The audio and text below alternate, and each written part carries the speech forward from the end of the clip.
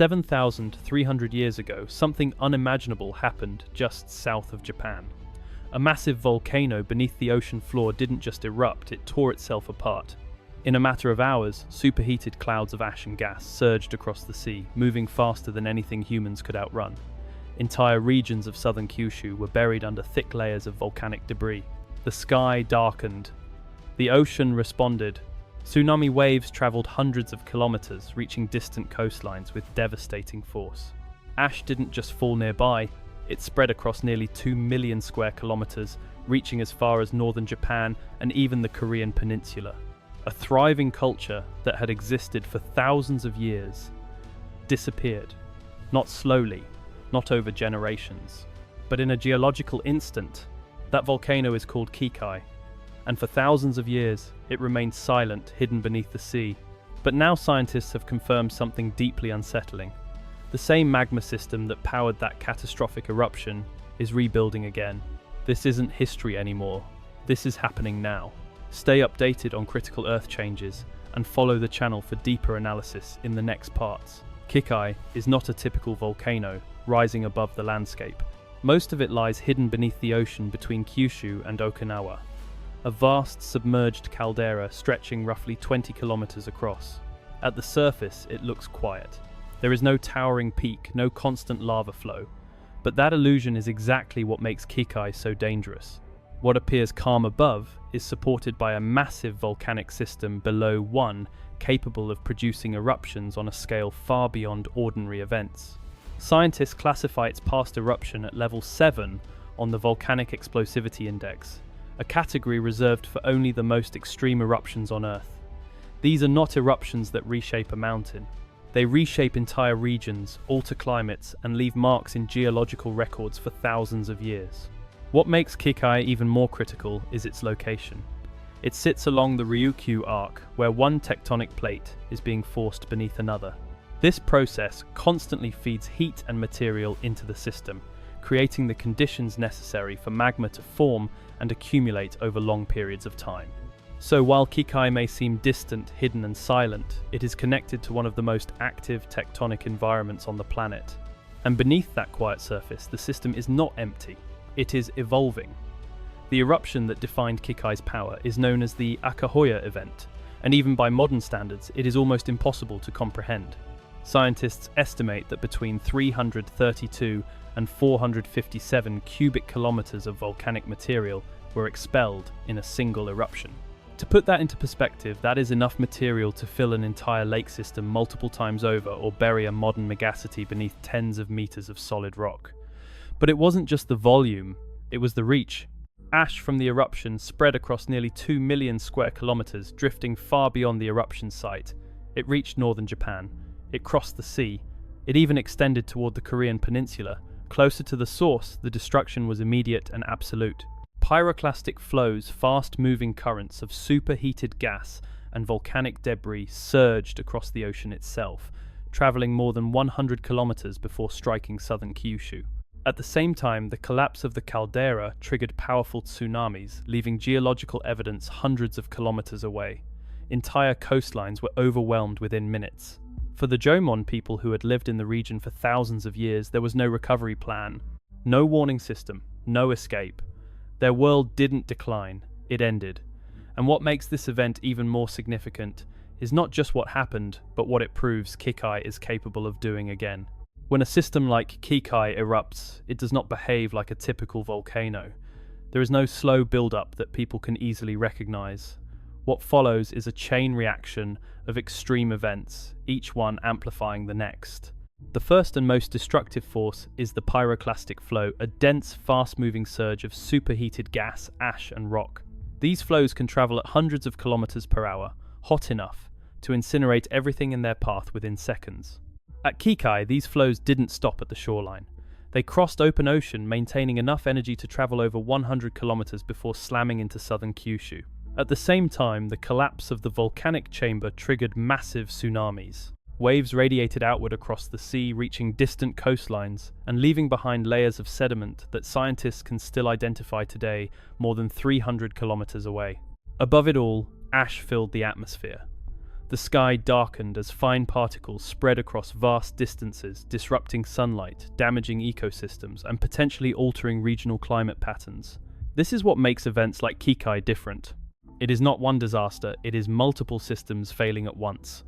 Fire, water, air, all turning hostile within hours. And once it begins, there is no way to stop it, only to understand it before it happens again. For thousands of years, Kikai was treated as a relic of the past, a catastrophic event preserved in geological records, but not something actively unfolding. That assumption changed in 2026. A research team from Kobe University working with Jamstek conducted a detailed seismic investigation beneath the caldera.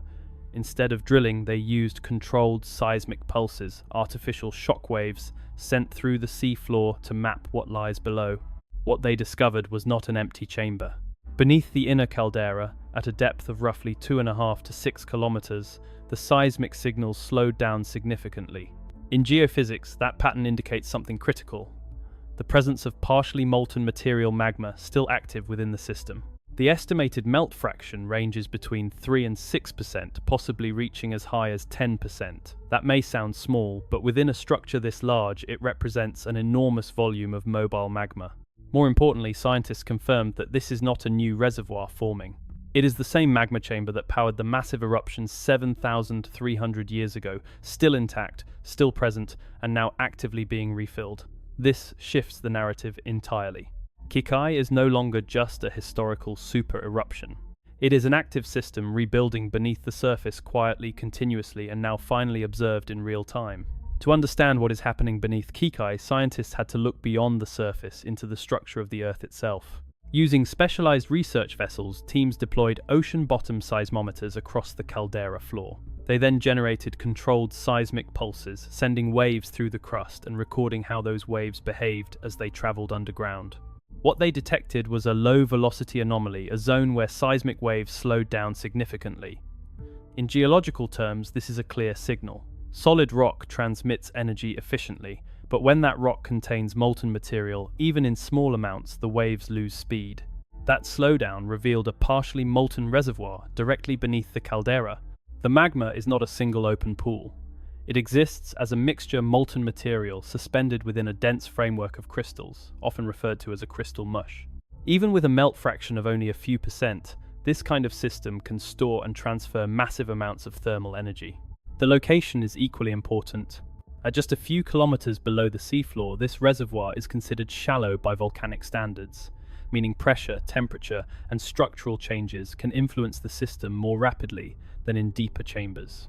This is not guesswork or indirect observation. It is a mapped, measured structure, a real magma system sitting beneath Kikai, actively evolving beneath the ocean floor, while the deep magma reservoir beneath Kikai is now confirmed to be refilling the surface of the system has never truly gone quiet. On the northwest rim of the caldera sits Satsuma Aojima, a real inhabited volcanic island directly connected to the Kikai system. This is not a distant signal or a theoretical model. It is a visible, active part of the volcano rising above the ocean. At its center lies Iodate Crater, which has shown continuous activity for decades. White volcanic plumes regularly rise hundreds of meters into the air, sometimes reaching heights of around 600 meters above the crater rim. At night, monitoring cameras capture a faint but persistent glow incandescence from high temperatures within the crater. That glow means heat is actively being released even without a major eruption. And the system has already reminded scientists of its volatility. On December 29, 2025, an eruption occurred at the crater. It was not large enough to escalate the alert level further, but it confirmed that the system is capable of sudden activity. Today, the Japan Meteorological Agency maintains an alert level 2 at Satsuma Aojima, enforcing a restricted zone within 500 meters of the crater due to the risk of ballistic ejecta ash and volcanic gas. This is not a dormant volcano waiting to wake up. It is already awake, venting, heating, and releasing energy, while something much larger continues to build beneath it. Beneath Kikai, the process is not sudden. It is slow, continuous, and remarkably persistent. At the center of the caldera, a lava dome has been forming for nearly 3,900 years. It has not stopped growing. It has not shown signs of slowing down. Today, that dome exceeds 32 cubic kilometers in volume, an immense structure built entirely from magma that rose from below and solidified over time. But what makes it even more important is its composition. Chemical analysis shows that this material is not left over from the ancient eruption. It is new magma injected into the system long after the Akahoya event ended. This means the system has been recharging continuously. Scientists estimate that more than 8 cubic kilometers of magma have been added per 1,000 years. Over nearly 4 millennia, that represents a significant accumulation of energy beneath the surface. And yet, none of this has been released in a major eruption. That is where the tension builds. A system that continues to receive magma continues to grow internally, but does not erupt at scale, does not reset.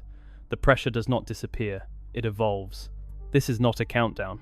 But it is a process, one that has been quietly building beneath Kikai for thousands of years without interruption. What is happening beneath Kikai is not an isolated case. It may be part of a much larger pattern shared by some of the most powerful volcanic systems on Earth.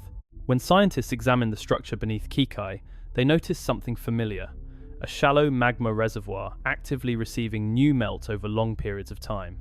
This same type of structure has been identified beneath Yellowstone in the United States and Toba in Indonesia, both known for producing super eruptions in the past.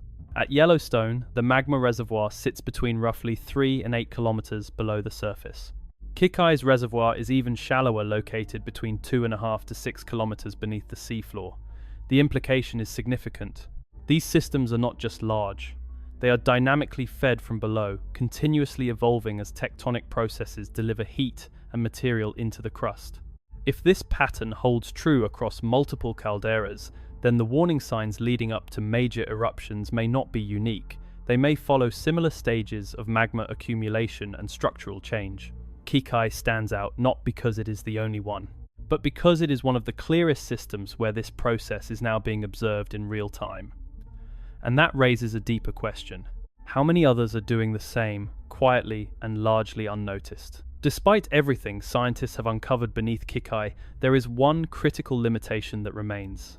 No one can say exactly when or even if a large eruption will occur. The current data does not point to an imminent event. The melt fraction inside the reservoir is still relatively low, estimated between a few percent and possibly up to 10%.